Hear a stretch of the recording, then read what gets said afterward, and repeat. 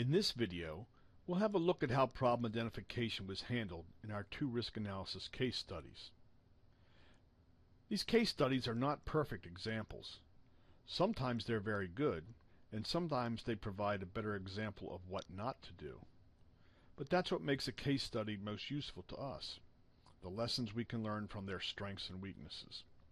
I encourage you to ask questions in the module discussion forums about this or any other video. Here's the Glimmers report. It was completed by the U.S. Army Corps of Engineers. Let's find what we're looking for in the table of contents. So I click here and I begin to move in. Here it is right here, the underlying study principles. Notice that these study principles reflect our generic risk management model quite well. The U.S. Army Corps of Engineers Step 2 is similar to our ongoing evidence gathering process. Otherwise, the steps in their principles match up quite well with the tasks identified in Chapter 3 of your text. The problems identified here are not bad.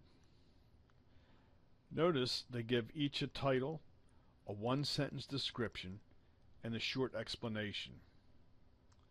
Additional details in these problems can be found throughout the report. In the early stage of the process, it's sufficient to recognize that a problem exists, to accept the problem and commit to devote some time and resources to its solution, and to represent the problem in words for oneself and others, just as they've done here. So they identify a problem as the impact from aquatic nuisance species. In the sentence, they say aquatic nuisance species cause significant environmental, economic, and social political impacts within the Mississippi River and Great Lakes basins. They handled the other problems in a similar fashion. The opportunities presented here do little more than to say that we have the opportunity to solve the problems we identified. And that's not what an opportunity is. The way these are written, they are more like objectives than they are opportunities. An example of an opportunity might be that while working to solve these aquatic nuisance species problem, there could be an opportunity to improve boater safety in the waters around the Chicago area waterway. That opportunity might arise because any solution will require the cooperation of boaters, and while interacting with them, there could be an opportunity to address other boater issues like safety as well. It's unusual for a government agency to stray far from its authorities, however, and they don't focus on opportunity risks the way a for-profit firm might. Let's look at one, though. The first one, opportunity, control of aquatic nuisance species. They're saying they have the opportunity to control aquatic nuisance species spread between the Great Lakes and Mississippi River basins to avoid environmental, economic, and social political impacts from aquatic nuisance species on the basin. And that really adds nothing to what the problem statement has already said. You've identified the problem. It's clearly understood that your intention is to solve the problem. So to flip the problem and say we have an opportunity to solve it is not a proper use of this idea of opportunities. Here are the risk management objectives, and they quite nicely define what success would look like. Reducing the risk of transfer and establishment while mitigating impacts on resources and users provides a clear focus on what success would look like without saying how this would be done. You'll notice this report addresses several other kinds of objectives, and back here on page 17 it begins to talk about constraints.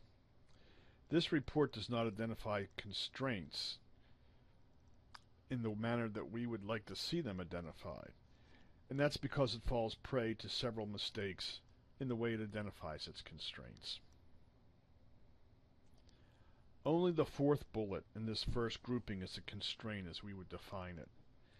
You might take all of those legal and policy constraints and combine them into one simple constraint that says do not violate any existing laws or policies. That's probably a good example of a standard constraint. the resourcing constraints are not constraints as we define them. They are simply limitations on time and money. However, on page 19, they do provide good examples of constraints. Induced flooding, they do not want to do anything that's going to make a flood problem worse for people. They don't want to degrade water quality, and they don't want to have significant impacts on the way waterway users make use of the waterway.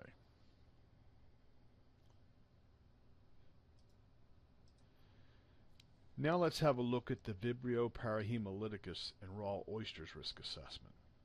This was completed by a different U.S. government agency. It was the Food and Drug Administration Center for Food Safety and Applied Nutrition.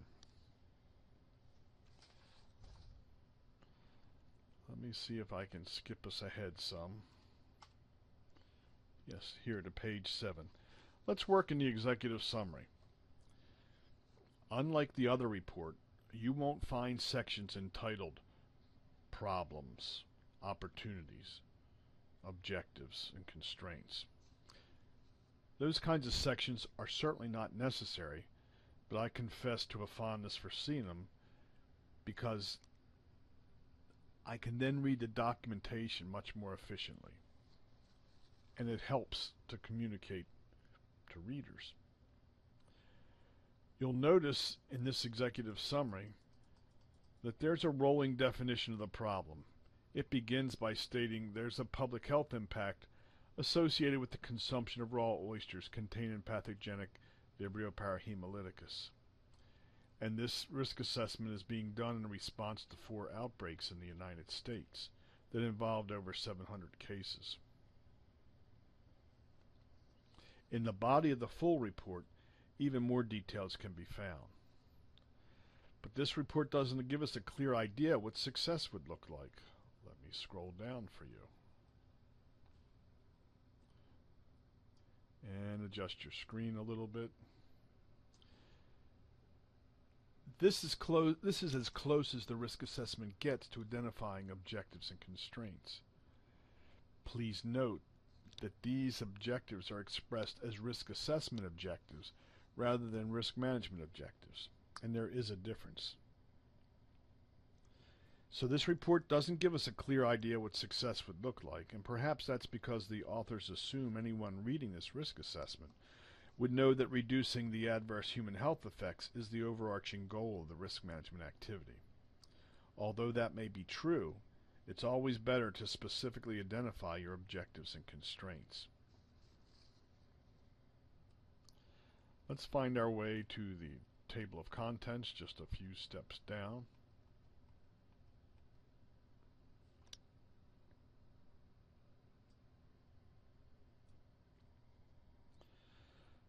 Notice that this table of contents is organized primarily around the 4 steps of the risk assessment model for food safety. Here we see hazard identification, hazard characterization, exposure assessment, and risk characterization. The language is a little bit different than you read in your text, but these are essentially the same 4 steps. We'll return to both of these case study documents several times throughout this course.